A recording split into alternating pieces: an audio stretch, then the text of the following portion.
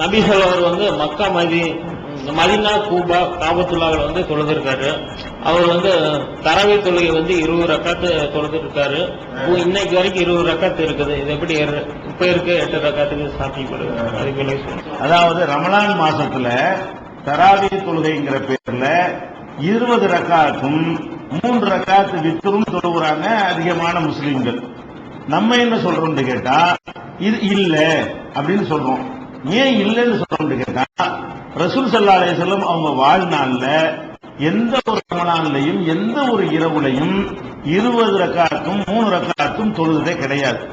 ஆயிஷா நாயகி கிட்ட போய் கேட்கிறாங்க, கைபகானத்து ஸலாத்து ரசூலுல்லாஹி ஸல்லல்லாஹு அலைஹி வஸல்லம் ஃபீ ரமலான், ரமலான் மாசத்தில் ரசூல் ஸல்லல்லாஹு அலைஹி வஸல்லம் அவர்கள் எப்படி தொழுவார்கள் அப்படின்னு கேட்கும்போது ஆயிஷா நாயகி சொல்றாங்க, மாகான யஸீது ஃபீ ரமலான் வலா ஃபீ கைரிஹி அலா 11 ரக்காத். ரமலான் மாசமா இருந்தாலும் வேற மாசமா இருந்தாலும் அந்த 11 ரக்காத்துக்கு மேல அவங்க அதிகப்படுத்தினதே இல்லை அப்படின்னு ஆயிஷா நாயகி சொல்றாங்க. சில அறிவிப்புல இப்னு உமர் அறிவிக்கக்கூடிய அறிவிப்புல வந்து 13 ரக்காத்து வருது. 2 தொழுவார்கள் 2 தொழுவார்கள் 2 தொழுவார்கள் 2 தொழுவார்கள் 2 தொழுவார்கள் இப்படி வந்து ஒரு மொத்தம் செய்து 13 ரக்காத் தொழுவதற்கு ஆதாரம் இருக்கிறது, 9 தொழுவதற்கு ஆதாரம் இருக்கிறது, 5 தொழுவதற்கு ஆதாரம் இருக்கிறது, 7 தொழுவதற்கு ஆதாரம் இருக்கிறது. ஆனால் 20 ரக்காத் ரசூல் ஸல்லல்லாஹு அலைஹி வஸல்லம் தொழுவதற்கு ஒரு ஹதீஸ் கூட ஆதாரம் கிடையாது. ரசூலுல்லாஹ் செஞ்சது கிடையாது. நம்ம ஜமாஅத்துல் உலமாவுடைய செயலாளராக இருந்த நிஜாமுதீன்கிறவர் ஒரு புஸ்தகம் போட்டிருந்தார். அந்த புரசவாக இமாம் தராவி 20 ரக்காத்துகள் ஆண்டு அந்த புஸ்தகத்துக்கு பேரு. அதுல கூட அவர் எழுதியிருக்காரு, ரசூல் ஸல்லல்லாஹு அலைஹி வஸல்லம் அவர்கள் 20 ரக்காத் தொழுவது சரியில்லை, சொல்லல, தொழுததாக சில ஹதீஸ் வருது, அது தவறான செய்தி. அது நம்ம அவர் சொல்றாரு அது ஆதாரமற்ற செய்தின்னு சொல்லி 20 ரக்காத்துன்னு சொல்லக்கூடியவங்களே ஒத்துக்கிறாங்க. எழுத்து மூலமா ஜமாஅத்துல் உலமாவுடைய பொதுச் செயலாளர் ஒத்துக்கிட்டாருன்னா ஒட்டுமொத்த ஆலிம் சாக்கள் ஒத்துக்கிட்டாங்கன்னு அர்த்தம். எல்லா உலமாவும் முன்னுரையெல்லாம் கொடுத்திருக்காங்க. வேலூர் பாக்கியாத்து நீடூர் கீடூர்ல எல்லா அரபி காலேஜ்லயும் மதிப்புரை கொடுத்திருக்காங்க அதுக்கு. அந்த புஸ்தகத்தில் அவங்க சொல்றாங்க ரசூலுல்லாஹ் 20 ரக்காத் தொழுவதற்கு ஆதாரம் இல்ல, அவங்க ஒத்துக்கிட்ட விஷயம். இப்ப நம்ம என்ன கேட்கிறோம், நீங்களே ஒத்துக்கொண்டீர்கள் ரசூல் ஸல்லல்லாஹு அலைஹி வஸல்லம் அவர்கள் ரமலான்ல 20 ரக்காத் தொழுவலன்னு. ரசூலுல்லாஹ் தொழுவலன்னா இப்ப எப்படி நீங்க சட்டமாவும் மார்க்கத்துல அல்லாஹ்ட்ட இருந்து ரசூலுக்கு தானே வஹி வரும். அவங்க தானே எத்தனை ரக்காத்து எப்படி எல்லாத்தையும் டிசைட் பண்ணக்கூடியவங்க. ரசூலுக்கு இல்லைன்னா வேற யாராவது டிசைட் பண்ண இயலும். அதனால ரசூலை தானே எல்லாம் பின்பற்ற சொல்றாங்க நம்ம ஒரு அடிப்படையில் சொல்லி போடுறோம். இரண்டாவது என்ன செய்வாங்கன்னு கேட்டா சஹாபாக்கள் செஞ்சிருக்கிறாங்க, உமர் ரலியல்லாஹு செஞ்சிருக்கிறாங்கன்னு ஒன்று சொல்லுவாங்க. அதுவும் நம்ம என்ன செய்யறோம், உமர் ரலியல்லாஹு செஞ்சு இருந்தாலும் நமக்கு சட்டமாவாது. ஏன், உமர் ரலியல்லாஹு அல்லாஹ்வுடைய தூதர் கிடையாது, அவங்களுக்கு வஹி வராது. அவங்க மனிதங்கிற முறையில் எத்தனை விஷயங்கள் செஞ்சா அது அவங்களுக்கும் அல்லாஹ்வுக்கும் உள்ள விஷயம். நம்ம பின்பற்றனே நபிகள் நாயகம் ஸல்லல்லாஹு அலைஹி வஸல்லம் பெருசா உமர் பெருசா, நம்ம என்ன நம்மளா உமரான்னு பார்க்க கூடாது. இந்த மேட்டர்ல எப்படி பார்க்கணும்னு கேட்டா ரசூலுல்லாஹ் இப்படி செஞ்சாங்க உமர் இப்படி செஞ்சாங்கன்னு வந்தால் ஒரு மூமின் வந்து ரெண்டில் யாருக்கு முதலிடம் கொடுக்கணும். நம்மளா உமரான்னு வந்தா உமருக்கு பெரிய இடம் கொடுங்க, உமரா அபூபக்கரான்னு வந்தா அபூபக்கருக்கு பெரிய இடம் கொடுங்க. அதுல ஒன்னும் மாற்றுக்கிறது கிடையாது. ரசூலுல்லாஹ்வா உமரா, இப்பவும் உமர்ண்டா அது என்ன நியாயம்? ரசூலுல்லாஹ் தான் ஒன்னு காட்டியிருக்கிறாங்கல்ல 20 இல்லை இல்ல இவர் தானே 20ங்கிறாரு பேச்சுக்கு. அப்படி இருந்தாலும் நம்ம வந்து ரசூலுல்லாஹ் தான் ஏத்துக்கணுங்கிற வகையில அது அடிபட்டு போயிடுது. அடுத்து என்ன செய்யறோம்னா அதுவாச்சு உண்மையாண்டு அதுவும் இல்லை. உமர் ரலியல்லாஹு செஞ்சாலும் நம்ம ஏத்துக்கிற வேண்டியது இல்ல. ரசூலுல்லாஹ் வேற மாதிரி செஞ்சதுனால அதைத்தான் நம்ம ஏத்துக்கிறோமே. அதைத்தான் அல்ல கேள்வி கேட்பான். உமரை பின்பற்றியான்னு கேட்கவே மாட்டான், என்னுடைய தூதரை பின்பற்றியான்னு அல்லாஹ் கேள்வி கேட்பான் மறுமையில. முகமது தானே ரசூலுல்லாஹ்னு சொன்ன, உமர் ரசூலுல்லாஹ்னு சொன்னியா அப்படின்னு சொல்லி கேட்டுருவான் கேள்வி. இது ஒரு மேட்டராச்சா. அடுத்து என்னன்னு கேட்டா உமர் ரலியல்லாஹு ஹதீஸ் எடுத்து பாத்தீங்கன்னா அதுல எப்படி வருது, உமர் ரலியல்லாஹு அவர்கள் காலத்தில் மக்கள் 20 ரக்காத் தொழுதார்கள் வருது. உமர் ரலியல்லாஹு அவர்கள் 11 ரக்காத் தொழுவதற்கு இமாமை நியமித்து தொழுகை நடத்தினார்கள் 2 அறிவிப்பு வருது. உமர் ரலியல்லாஹு சம்பந்தமாக 2 செய்தி வருது. ஒன்னு அவங்க காலத்தில் மக்கள் 20 தொழுதார்கள். இன்னொரு அறிவிப்பு 11 ரக்காத் தொழும்படி அவங்க கட்டளையிட்டாங்க. இப்ப 2 விஷயம் உமர் ரலியல்லாஹு வரும் பொழுது அவங்க காலத்தில் நடந்ததுல அவருக்கு சம்பந்தம் இருக்குமா, அவர் போட்ட கட்டளையில் சம்பந்தம் இருக்குமா? நான் ஒரு ஆர்டர் பண்ண அது எனக்கு சம்பந்தமா இருக்குமா, என் காலத்தில் நடந்தது எனக்கு சம்பந்தமாகுமா?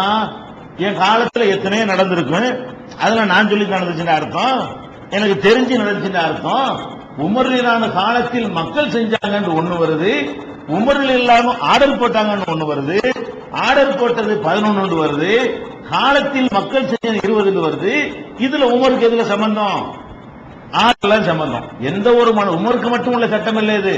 நீங்களா இருந்தாலும் நானா இருந்தாலும் நம்ம சொல்வதற்கு தான் நம்ம பொறுப்பாளியே தவிர நம்ம காலத்தில் யார் யாரோ செஞ்சதுக்குலாம் நம்ம பொறுப்பாளி கிடையாது.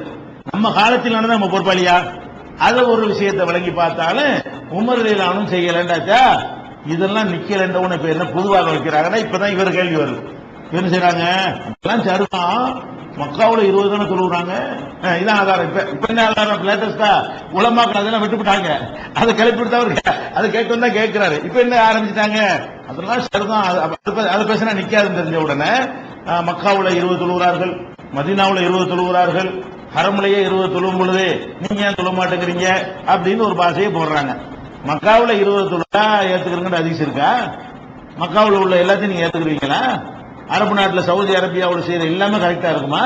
அமெரிக்காக்காரனை இறக்கி தண்ணி ஊற்றி கொடுக்குறான், அது நம்மளும் செய்வோமா? அதை சவுதி அரேபியாக்கான அமெரிக்காக்காரனுக்கு மட்டும் தனி ஸ்பெஷல் சட்டம் விட்டு அவங்களுக்கு மட்டும் தண்ணி சப்ளை பண்றதுக்கு அவன் அனுமதி கொடுத்தான்னா அது மார்க்கம் ஆயிருமா? ஆடம்பரம் பண்றான், தங்க கார்ல பவனி வர்றான், அதெல்லாம் இஸ்லாம் ஆயிருமா? காசு பணத்தை விரயம் பண்றான், அதெல்லாம் இஸ்லாம் ஆயிருமா?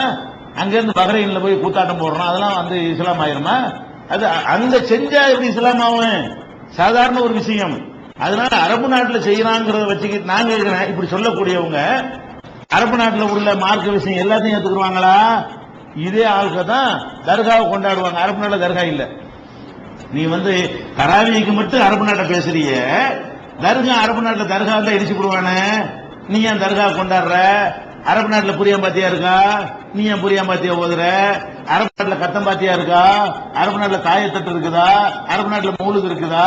அரபு நாட்டுல மதுஹப் இருக்குதா? அரபு நாட்டுல ஜெண்டா இருக்குதா? இதுல தாயத்தை தகடு இருக்கு, கரைச்சு குடிக்கிறது இருக்குதா? பிரேம் போடுறது இருக்குதா? காலில் விழுந்து கும்பிடுறது இருக்குதா? முறிது வாங்குறது இருக்குதா? இதெல்லாம் செய்வாங்க. அப்ப அரபு நாடு யாவும் வராது. அரபு நாட்டுல செய்யறாங்கன்னு ஆதாரம் காட்டுறீங்களே, நாங்க இந்த ஒரே ஒரு விஷயத்துல அரபு நாடு செஞ்சாலும் ஏத்துக்கிற மாட்டேங்கிறோம். ஹதீஸ் தெளிவா இருக்கிறதுனால நீங்க என்ன பண்றீங்க? இதுக்கு மட்டும் எங்களுக்கு பதில் சொல்றதுக்கு மட்டும் அரபு நாட்டை கொண்டாந்து கொடுக்குறீங்க. நீங்க செய்யறது கூட அரபு நாட்டுக்கு மாத்தமா இருக்க. அதுவும் கவனிக்க வேண்டிய ஒரு விஷயமா இருக்குது. அரபு நாட்டை பொறுத்த வரைக்கும் விளங்கிக்கணும். ஏன் செய்யறான்னு கேட்டா அதுக்கு ஒரு காரணம் இருக்குது. ஏன் செய்யறான்னு கேட்டா ஹரம் இருக்குல்ல, ஹரம்ல வந்து அது சர்வதேசத்துக்கு சொந்தமானது. அது வந்து அரபு நாட்டுக்காரனுக்கு மட்டும் சொந்தமானது இல்ல. ஹரம்ல வந்து இந்த கவர்மெண்ட்டுக்கு முன்னாடி வேற ஒரு கவர்மெண்ட் துருக்கியர்கள் கையில இருந்தது. இந்த வஹாபி கவர்மெண்ட் வர்றதுக்கு முன்னாடி என்ன கவர்மெண்ட் இருந்தது? துருக்கியர்கள் தான் சர்வதேச இஸ்லாமிய தலைமை கையில வச்சிருந்தாங்க. துருக்கி கையில இருந்தாலும் நமக்கெல்லாம் துருக்கன்னு பேரு. உலக சர்வதேச அளவுல இஸ்லாமியர்களுக்கு தலைமை எங்க இருந்துச்சு? துருக்கியர்கள் கையில இருந்துச்சு. அதனால துருக்கர்னு சொல்லி துலுக்கேண்ட ஆனது. துருக்கர்னு சொல்லி நம்ம துலுக்கேண்ட ஆனது. துருக்கியர் போட்ட தொப்பி இஸ்லாமிய சின்னமா நம்மளும் தொப்பி போடுறோமே, அது ரசூல்லாட்டு வந்தது கிடையாது. துருக்கிக்காரன் போட்டதுனால அதான் இஸ்லாமுக்கு சொல்லி நம்மள்ட்ட நுழைஞ்சு விட்டது. சரியா? அப்ப அந்த துருக்கி கையில் இருக்கும்போது துருக்கிக்காரன் தான் அந்த கபர் வழிபாடு தாயத்தை எல்லாம் உண்டாக்கணும். அவன் தான். அவன் கவர்மெண்ட்ல இருக்கும் பொழுதுதான் சவுதி அரேபியாவும் அவன் கையில் இருந்ததுனால 20 ரக்காத்தை உண்டாக்குனா, நிறைய பிதத்துகளை உண்டாக்குனா, தர்காக்கள்ல கட்டுனா, நிறைய அனாச்சாரங்களை கொண்டாந்து நுழைச்சு விட்டான். இந்த கவர்மெண்ட் மாறின உடனே எல்லாத்தையும் ரிமூவ் பண்ணாங்க. எல்லாத்தையும் என்ன செஞ்சாங்க? முகமது அப்துல் வஹாபுடைய முயற்சியில அவர் இப்னு சவுது அந்த ஆட்சியை அமைக்கும் பொழுது என்ன பண்றாருன்னு கேட்டா, அதனை சவுதியான்னு சொல்றாங்க. அவர் இப்னு சவுதுடைய ஆட்சியில் என்ன செய்யறாங்கன்னா தர்காவெல்லாம் இடிச்சு தள்ளினாங்க, என்னென்ன அனாச்சாரம் எல்லாம் தள்ளினாங்க. ஹரம்ல மட்டும் கை வைக்கல. ஏன் வைக்கலன்னா சர்வதேச அளவுல பஞ்சாயத்து ஆக்கிட்டாங்க. ஹரம்ல என்னென்ன இருக்குதோ அதை விட்டுருவோம்னு சொல்லிட்டு படிப்படியா ரிமூவ் பண்ணுவோம்னு சொல்லி மக்காவிலே மதீனாவிலே என்ன நடைமுறையில இருந்துச்சோ அதை மாத்தாம வச்சுக்கிட்டு இருந்தாங்க. கொஞ்சம் கொஞ்சமா மாத்தினா. அந்த காலத்துல என்ன இருக்கும்னா, மக்காவுக்கு போனீங்கன்னா 4 மஹல்லா இருக்கு. 4 முசல்லா பாத்துருக்கீங்களா? 4 முசல்லா இருந்திருக்கு பழைய காலத்துல. கேள்விப்பட்ட ஒரு 30 வருஷத்துக்கு முந்தின நாள்கிட்ட கேட்டு பாருங்க. ஷாஃபி முசல்லா, ஹனபி முசல்லா, மாலிகி முசல்லா, ஹம்பலி முசல்லான்னு இருக்கும். காபாவை சுத்தி தொழுவும் பொழுது 4 இமாம வச்சு ஒரே இடத்துல சொல்லுவாங்க. ஒரு இடத்துலயே 4 இமாம போட்டு 4 முசல்லாவுலையும் தொழுவாங்க. அதெல்லாம் ரிமூவ் பண்ணாங்க. இப்படியே பண்ணிட்டு வந்து இதை பண்ணாம விட்டுட்டான். உலகத்துல எதிர்ப்பு வந்துடுறேன், 20 காலத்துல 20 காலத்துல எடுத்துட்டு போ, 8 தொழில் எடுத்துட்டு போ அவன் இஷ்டம் விட்டு அவன் 10 ரக்காத்துக்கு இமாம நியமிக்கிறான். 2 இமாம நியமிச்சு 2 பேருக்கு தொழுகிறாங்க. இதுல சேர்றவன் அதுல சேர்ந்துக்கிறான், அதுல சேர்றவன் அதுல சேர்ந்துக்கிறான்.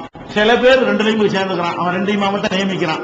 அவன் என்ன செஞ்சாலும் அது மார்க்கமாகாது. நம்ம என்ன கேட்கிறோம்னா, அவனே 20 ரக்காத்து இருக்குன்னு அக்செப்ட் பண்ணாலும் ஹதீஸ காட்டினா தான் நம்ம ஏத்துக்கிறோமே தவிர சவுதி செஞ்சாங்கிறதால நம்ம ஏத்துக்கிற மாட்டோம். இதான் காட்டு.